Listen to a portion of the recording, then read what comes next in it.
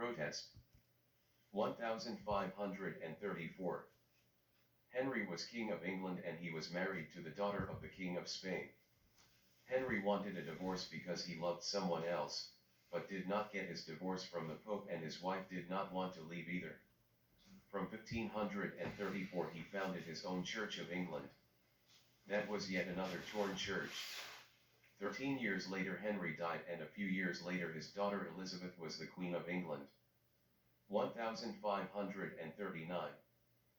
Cosimo descended from a famous banking family and he married Eleanor de Toledo, the daughter of the Viceroy of Naples and close family of the King of Spain.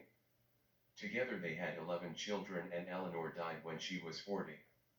Thanks to his wife's power and wealth, art received much more support and the bankers became Grand Dukes of Tuscany. The art in their Uffizi Palace is still one of the most important museums in Italy today. His name was de' Medici. 1539. Nicholas wrote a book describing why the earth revolves around the sun. In 1539 he finished his book. For years, almost everyone has struggled with that. The main problem was that it was believed that the earth was the center of everything. Everything would move towards the center. Water falls to earth. It's raining. However, if the sun were the center of the universe, then the rule that everything moves to the center would no longer be correct. So you couldn't. Fortunately, Nicholas lived in Poland and the Pope did not attach too much importance to his ideas. It wasn't until 100 years later that someone would come up in Italy with the same explanation about earth and sun. But it would be dealt with harshly by the Pope. His name was Copernicus. 1549. Catherine's two parents were still very young and both died a few months after she was born. She grew up in a monastery and her uncle, Pope Clement VII, arranged her marriage. She had a bad marriage because her husband openly had Diane as a mistress. Still, she had a lot of kids with her husband. And when they had been married for 15 years, her husband suddenly became King of France because his older brother had died suddenly in 1549. And when her husband also died in a sports accident 10 years later, Catherine had to rule for her underage children. Later, a son did steam her, but Catherine certainly had a big influence. She brought a lot of luxury habits. Beautiful meals, parties, good food, beautiful architecture, good manners, but also lots of intrigue and ways to manipulate. In hindsight, she found her childhood, which she spent in a monastery, the happiest time of her life. Her name was de' Medici. 1555. Peter has made countless paintings that subtly and extremely pleasantly place some reservations about the worldview of the Church in which sinners and the consequences of sinning must be hunted here on earth. What Peter also found pleasant was to paint life as it was and pay particular attention to the life of the ordinary farmer and the beauty with all her feelings and concerns of ordinary life. Farmer's wedding and winter landscape with skaters reflect life as it was. The beauty of its winter landscape draws attention away from countless other small things that take place in the painting. Peter lived in Antwerp from 1555. His name was Raphael. 1560. John had started to think carefully about what we actually believe in. At the University of Paris, he was the smartest. Probably a little too smart because of his thoughts, he had to flee to Switzerland. That's where he lived, mostly in Geneva. He has never been to the Netherlands, although that country was strongly influenced by his thoughts. John felt that good works would not help to get a better place in heaven. God is so powerful and man so void that God knows in advance what is going to happen and no man can change it. A much more personal relationship develops between God and the believer. The Pope and the bishops are excluded. His name was Calvin. 1572. Marguerite was the daughter of the King of France and Catherine de' Medici. She married Henry the Good One, but her wedding party in Paris became a terrible massacre between civilians. Especially the Protestants were slaughtered. And that's because of ordinary citizens. Everyone had come to Paris. There was a great feast for the marriage of the daughter of Catherine de' Medici and the Protestant Henry IV from Navarro, who would later also become King of France.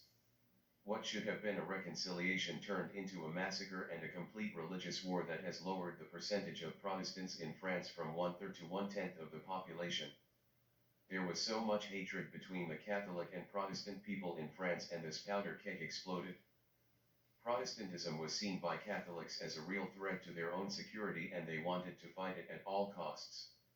Those heretics really needed to be tied up like they were punishing murderers. Her name was the Valois. 1581.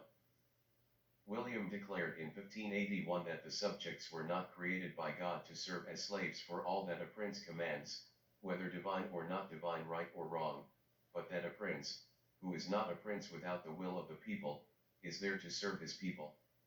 That was the Declaration of Independence of the Low Countries, and Willem van Oranje was the father of the fatherland of a new country. Philip, the King of Spain, you'd have to swallow this. After years of war with the locals, Philip lost his territory. Philip's father was the great Emperor Charles, in whose kingdom the sun never set.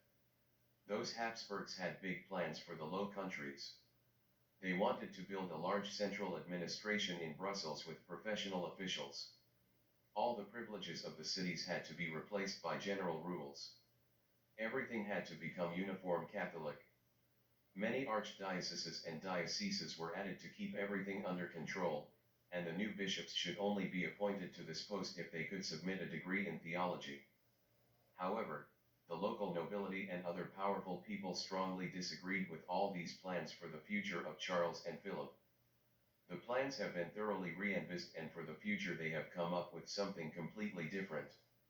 His name was Van Oranje. 1588. Elizabeth had been Queen of England for 30 years, and she defended herself well when an armada of Spanish ships sailed to England in 1588. They wanted to conquer the country.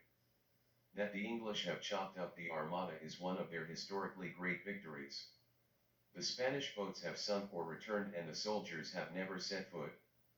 15 years later, Elizabeth died childless, and the English kingship is united with the Scottish kingship. 1598. Henry was born in Navarre and was a Spanish Basque. On his mother's side, his family was King of Navarre, and he himself became king there. He was raised Protestant according to the thoughts of Johannes Calvin. His marriage to Marguerite de Valois in 1572 made him King of France 17 years later. Then there was a lot of protest because people didn't want a Protestant king. After years of war, Henry decided to convert to Catholicism, but a few years later in 1598 he issued an edict that gave the Protestants rights. The Protestants were guaranteed that they can trade freely, that they have inheritance rights, and that they have access to offices. Protestants will get half the seats in trading rooms.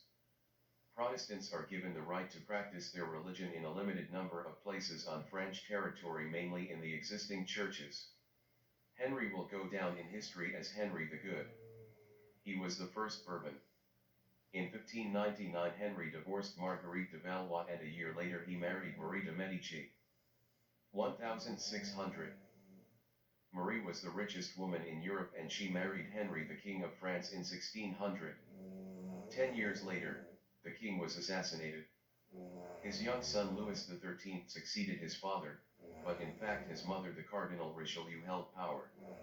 Marie has Rubens make many paintings for her palace in Paris, but she never paid him. In 1615 Louis XIII married the daughter of the King of Spain.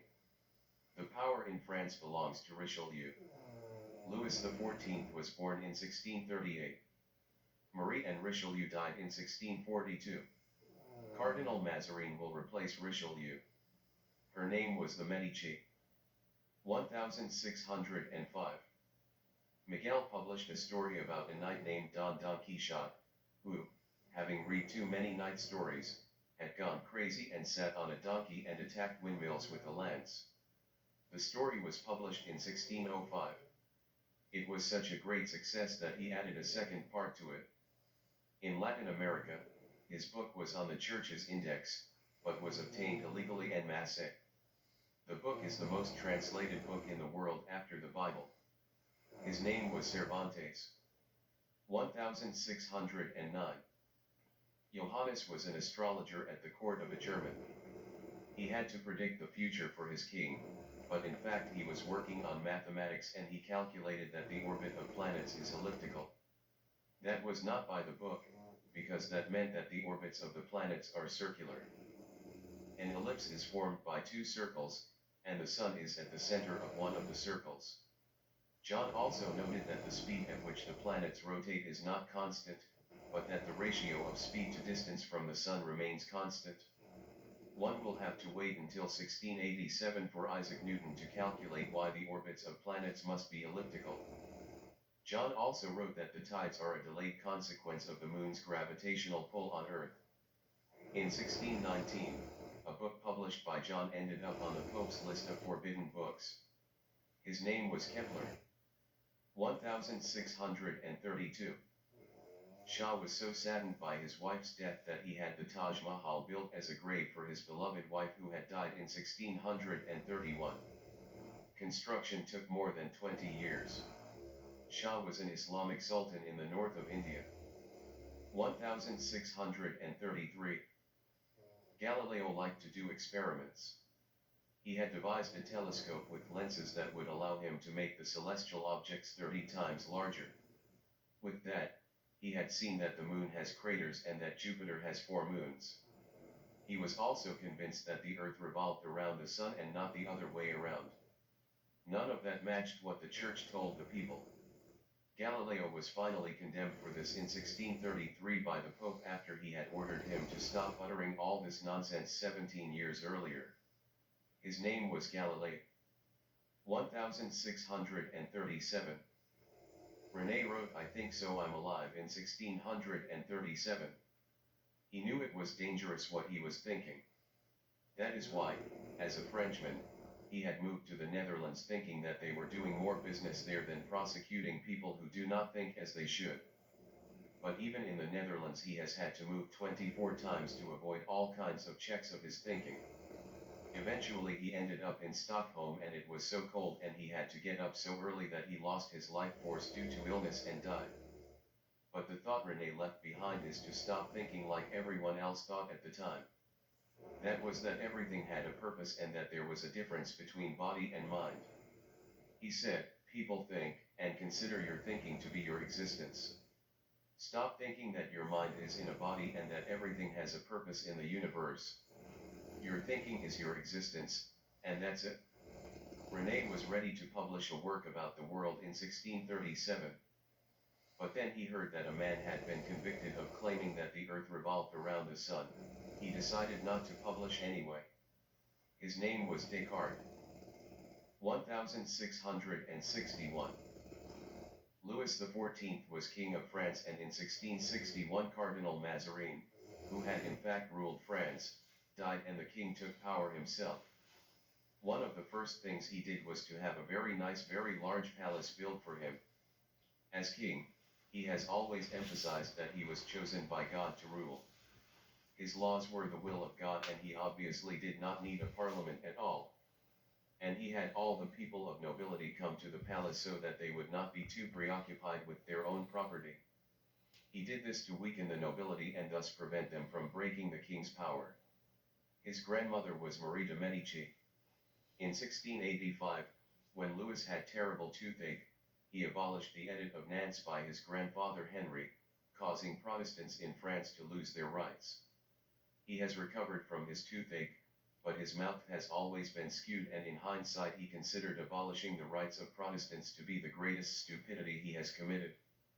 It was not until 1715 that Louis died the 14th, and with that he sat on the throne for 72 years and 110 days, a record. 1665. Jean-Baptiste was minister in France under Louis XIV. He has tried to develop his own